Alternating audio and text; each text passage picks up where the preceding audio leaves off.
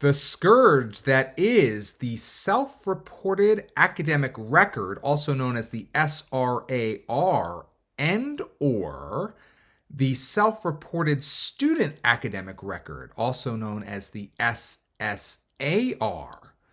That is the topic of today's video. My name is Craig Meister. I'm a college admissions coach.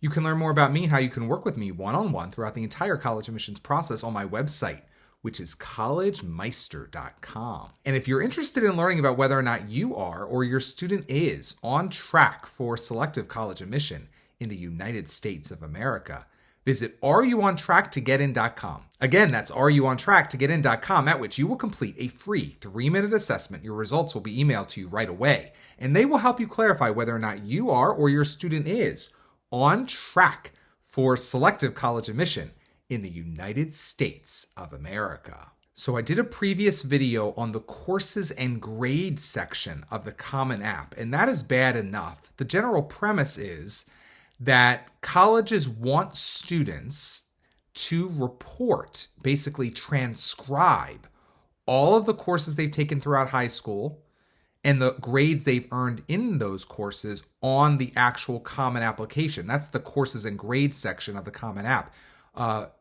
Several dozen schools subscribe to that. But today we're talking about the SRAR and the SSAR, and this is a form from a different organization that different colleges subscribe to. This is worse than the courses and grades section on the Common App because in most cases, students have celebrated, they've literally celebrated submitting their Common App. There are little bits of confetti flying around on the screen, and the student thinks he or she has done the application. But in most cases, the colleges that subscribe to the SRAR or the SSAR require students to, a few days later, after they get their portal accounts with that particular college or university, complete a whole new form that can take some students a couple of hours to complete, which is transcribing the student's entire high school record, and in some cases, their college record as well, if they've been taking community college courses or courses over the summer at other colleges, into one form, again, the SRAR or the SSAR. Now, this horrible trend started in Florida. Now, it's not dissimilar, of course, from what happens on the UC application, where the UC application requires you to self-report everything going on academically. But it sort of at least makes sense in the UCs. It's a big bureaucratic mess, the UCs. But for this to be happening at some private schools, some large schools, some smaller schools, all across the country now, it's a scourge. It is a scourge because it's bad enough, like I said, to have to fill out the courses and grades section on the Common App. But at least that's associated with the student's application. The student sees he or she needs to complete it while completing all the other sections of the Common App. The SSAR or the SRAR is this meteor or this asteroid that comes out of nowhere in many cases. At the very tail end, maybe it will be mentioned in the supplement of that college that, oh, guess what? You're going to have to complete an SRAR now. But in some cases, that's not even mentioned until the student hits submit. And in the what comes next, it says, oh, wait for an email. There's more to do, basically. What a letdown, but also what a ridiculous way to treat someone who in many cases has now just paid you $50, $65, $75 in an application fee to say, oh, by the way, you now have an hour or two more work to do before we can really review your file. It's the antithesis of being a student-centered institution if you are a member of the SRAR or the SSAR. It's the same organization. It just goes by different names. It's a chameleon depending on what school you do it at. And it's really not okay. Because I'm not saying it's hard to do.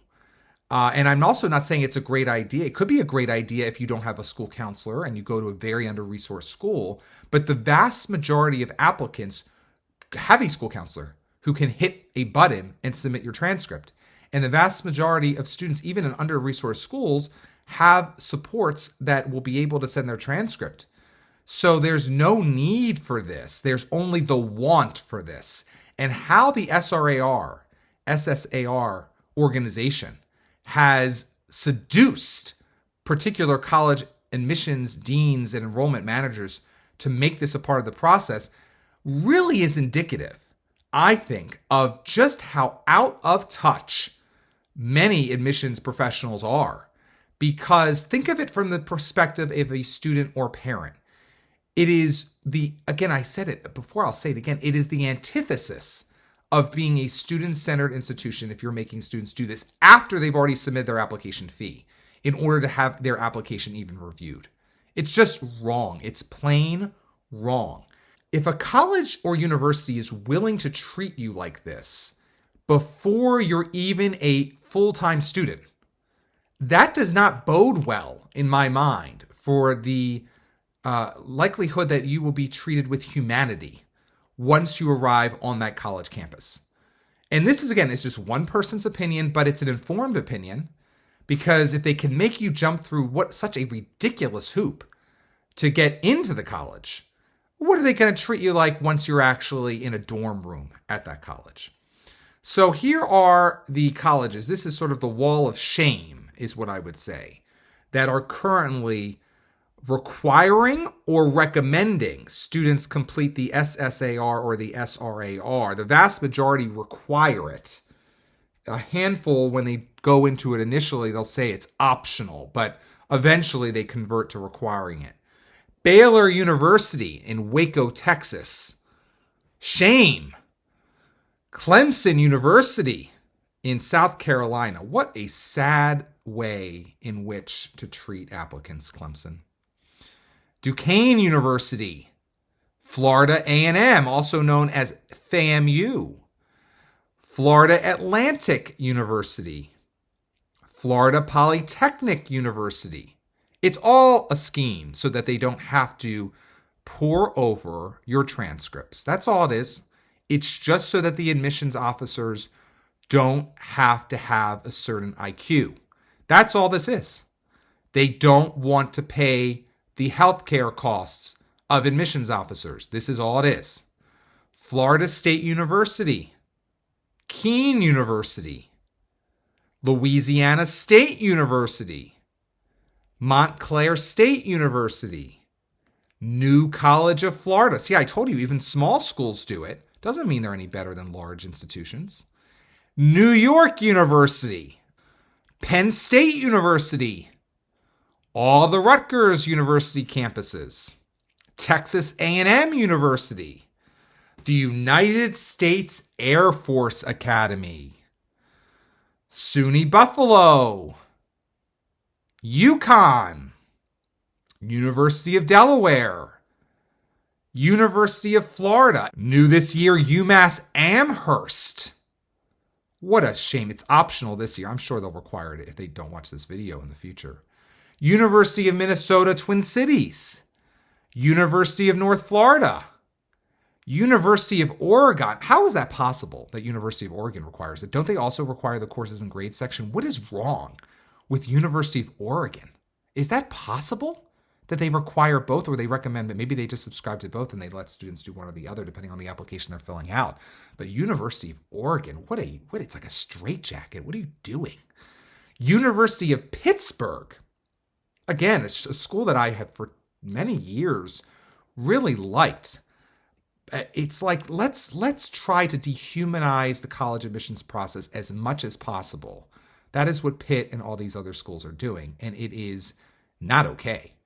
University of Rhode Island, University of South Florida, University of Tampa. Isn't it funny? University of Tampa and NYU, two private schools on the same list. Not particularly surprising. University of Tennessee, Knoxville, UT Arlington, UT San Antonio, UT Austin is not touching this yet. University of West Florida, and at the very end of this list today is Virginia Tech in Blacksburg, Virginia. And not to be outdone, University of Central Florida has to be different They have the UCF Self-Provided Academic Record for Nights, which is known as the SPARC form. So they won't subscribe to the SSAR or the SRAR. They have to do their own thing at University of Central Florida, which makes it even that much more fun to apply to that particular public school in Orlando. It's sort of like when the accountants took over Disney World. It's like all the joy was sucked out. It's the same thing. It's like what accountant type personalities have taken over these institutions? They have sucked out the joy and the humanity of the individuals applying to colleges, and it's just a machine. It's just a dehumanized, depersonalized machine. I hope that these people are able to function in society. Like, do they go to restaurants? Do they tip? I don't know. Do they hold the doors open for people? The people who put this upon students when all they really need to do is get the transcripts and hire people to review the transcripts from these students' high schools, or if they're taking college courses. That's all they would have to do. They don't want to do it. They want to suck the humanity out of the students applying to their colleges to get them in line so that if they do actually accept them, they will be good little students for their 4 years at the colleges and universities. There is something seriously broken in the college admissions process when students and parents put up with this over and over again. This is obviously, for most students, they go through the application process once, so they don't realize that this was not a requirement in the past. And they're like, well, they just put up with it. It's like, let's just rip off the Band-Aid. It takes a few more seconds in their mind. No, it takes a couple more hours, and it's indicative of an underlying issue with the individuals managing the enrollment and the admissions processes at these institutions. If anyone at these institutions is watching this video and wants to talk bad about me or has evil comments, by all means, do what you want to do. But I'd much rather have a real adult conversation with you to explain to you the perspective of the students and the families and why this is not okay. There are many other ways that this could be resolved, as we know from the courses and grade section in most cases on the Common App. Not that I like the courses and grade section. Or to have students have the option of completing a form like this if they have no counselor at an under-resourced school. But to make it a requirement, which is the case in most cases of the schools that use the SRAR or the SSAR, is anathema to really caring about students. It is the antithesis, as I've said again, and I will say it one last time, of being a student-centered institution when you make all first-year applicants do this. So buyer beware if you are a student or a parent considering any of these institutions as a first-year applicant. Just be very careful and think long and hard about who you are and what you'll put up with in life.